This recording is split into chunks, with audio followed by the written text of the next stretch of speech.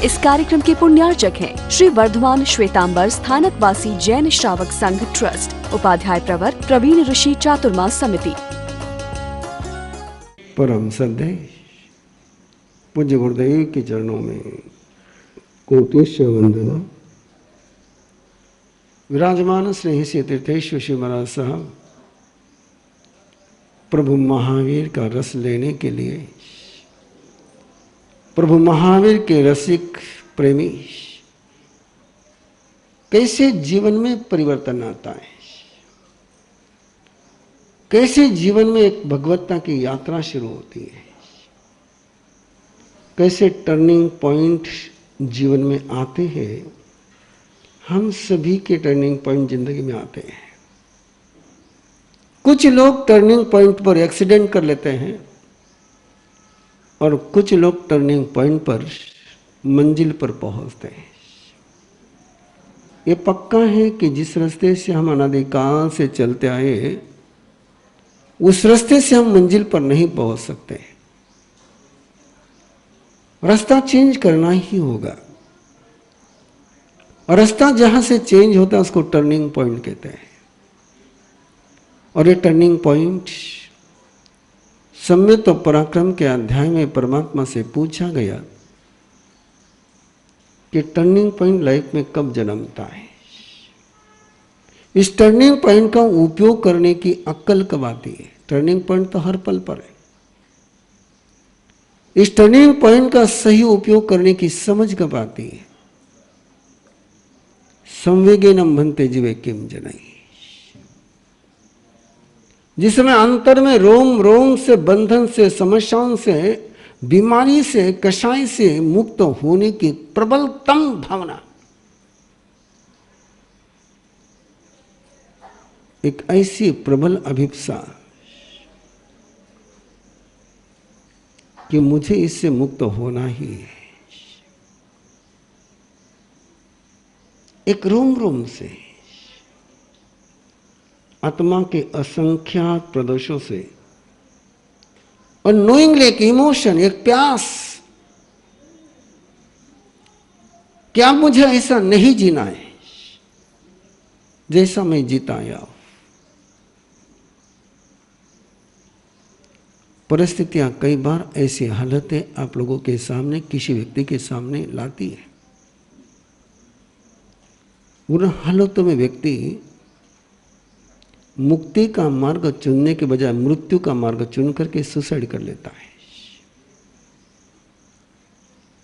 Suicide की mentality, situation, यही turning point होता है। जितने हम मजबूर होते हैं उतने हम मजबूत हो सकते हैं। जो परिस्थितियां हमको मजबूर करती, उन परिस्थितियों में हम मजबूत हो सकते हैं। अनादिकाल की आदत लगी है कि परिस्थितियों से मजबूर होने की। परिस्थितियों से मजबूत होने का सूत्र जिस समय जिंदगी में आता है, और वो कैसे आता है। एक छोटा सा नियम, एक छोटा सा सूत्र, एक छोटा सा कदम, विदाउट एक्सक्यूज जिसकी जिंदगी में होता है, विदाउट कंसेशन जिसकी जिंदगी में होता है। पचकान छोटे हैं कि बड़े हैं, इसकी चर्चा बाद में। पचकान अखंड है कि खंडित है, ये चर्चा पहले। मकान बड़ा है कि छोटा है, ये बाद में देखो। छत को लीकेज है कि नहीं, वो पहले देखो। कितना ही बड़ा मकान हो और लीकेज हो जाए तो क्या करोगे। एक छोटी सी आदत आप लोगों को लगी हुई है। पचकान को जब भी आप लेते हो, लीकेज के साथ लेते हो। लीकेज समझते हो ना, आगार। माला गिनूंगा 4 दिन का आगार, अंदर बाहर का आगार, सुख दुख का आगार, सुख की भी छूट, दुख की भी छूट, क्या फिर मोक्ष में जाने के बाद पचका निभाएंगे? अंदर का भी आगार, बाहर की आगार, फिर क्या देहरी पर पचका निभाएंगे? एक छोटा सा नियम जीवन में होना चाहिए जिसमें लीकेज नहीं हो। नैसार के जीवन में एक छोटा सा नियम था, नैसार के जिंदगी में एक छोटा सा नियम था, बिना चढ़ाए चखूंगा नहीं, बिना खिलाए खाऊंगा नहीं। एक छोटा सा नियम था। और जिसको खिलाऊंगा वो भूखा नहीं होगा, वो भगवान होगा। जिसको जो समझ करके आप खिलाते हो वही आप भविष्य में बनते हो। जिसको जो समझ करके आप खिलाते हो वही आप भविष्य में बनते हो। सामने वाला असहाय है, सामने वाला मजबूर है, सामने वाला दया का पात्र है, ये समझ करके जब हम किसी को मदद करते हैं तो हमको भी मदद तभी मिलती है जब हम असहाय होते हैं। और जब हम किसी को, सामने वाले को प्रभु समझ करके समर्पण करते हैं तो हमें भी लोग प्रभु के रूप में प्रसाद चढ़ाने वाले मिलते हैं। यात्रा कहां से शुरू होती है? छोटा सा नियम है, बहुत छोटा सा नियम है, बिना प्रभु को चढ़ाए खाऊंगा नहीं। और जहां तक मुझे याद आता है, प्रायः पहले घरों में नियम हुआ करता था, रसोई होने के बाद पहले नैवेद्य निकाला जाता था और फिर ही घर वालों को खाना परोसा जाता था। जो अपनी माताओं को जानते होंगे, जिन्होंने देखा होगा, उनको पता होगा कि वो पहले 3 रोटी बाजू में निकालती थी, एक गाय की, एक कुत्ते की, एक प्रभु की।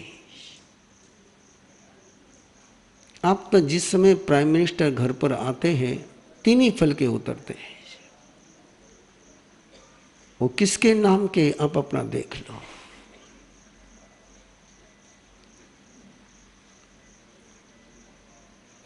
एक संस्कार था भक्ति का, अहोभाव का, सेवा का, अहोभाव का। और वही संस्कार नैसार के जीवन में है, वही संस्कार नैसार के जीवन में है। एक छोटा सा नियम आपको साइक्लोन से किनारे पर ले जाता है। एक छोटा सा नियम। एक मंत्री अपनी बुद्धिमत्ता पर बहुत कॉन्फिडेंट था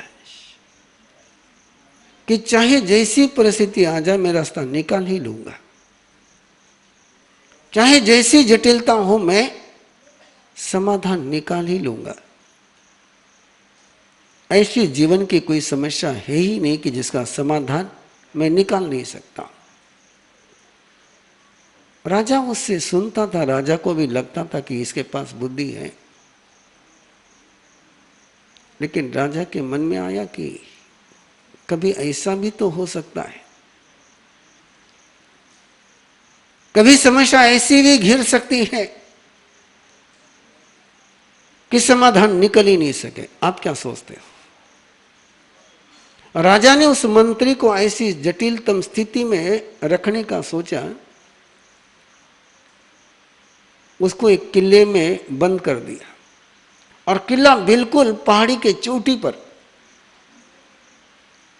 पीछे खाई, दाएं खाई बाएं खाई पीछे खाई,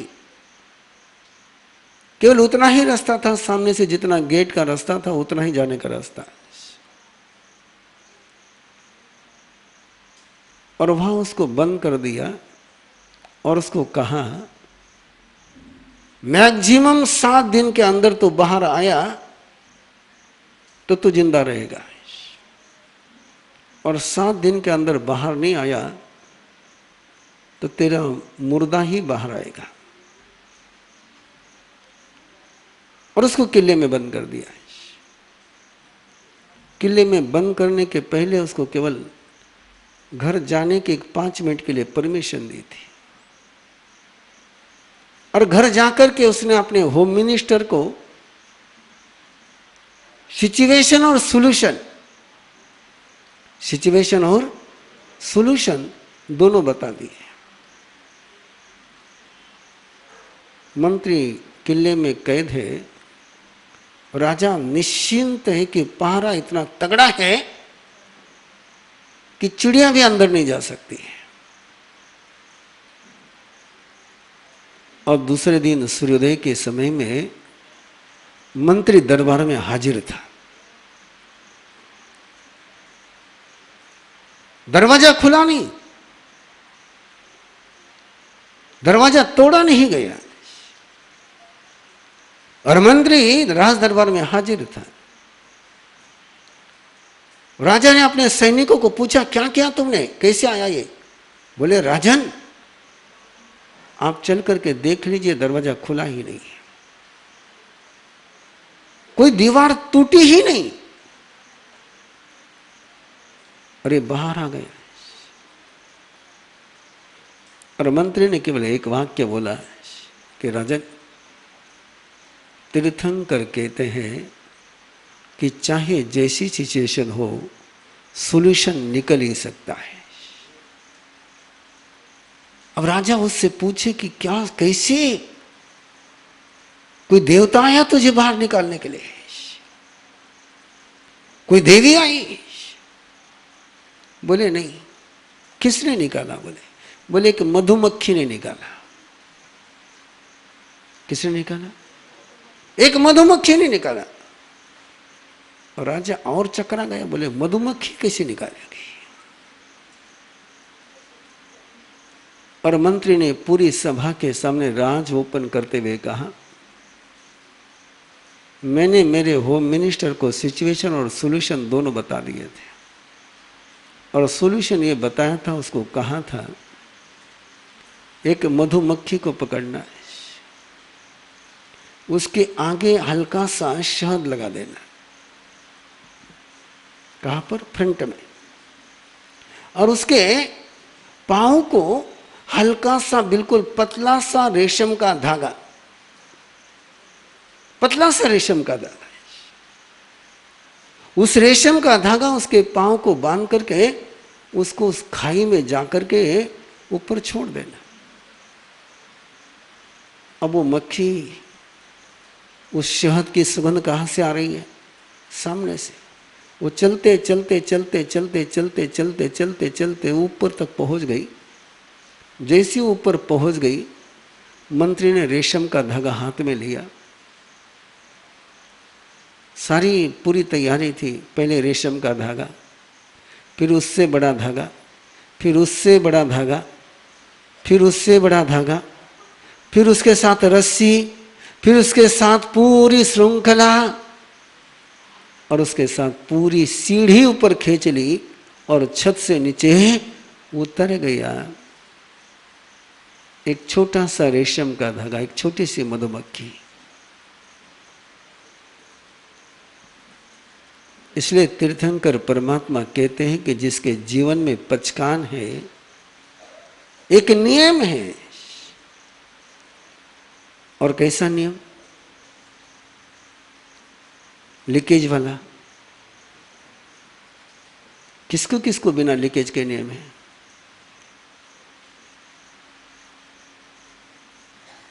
आगार।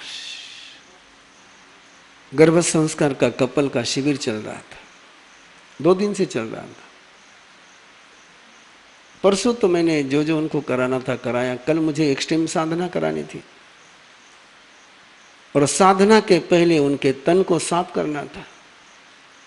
और तन को साफ करने के लिए मैंने उनको कहा कि माँ बाप बनना है तो no fast food, no junk food, no processed food,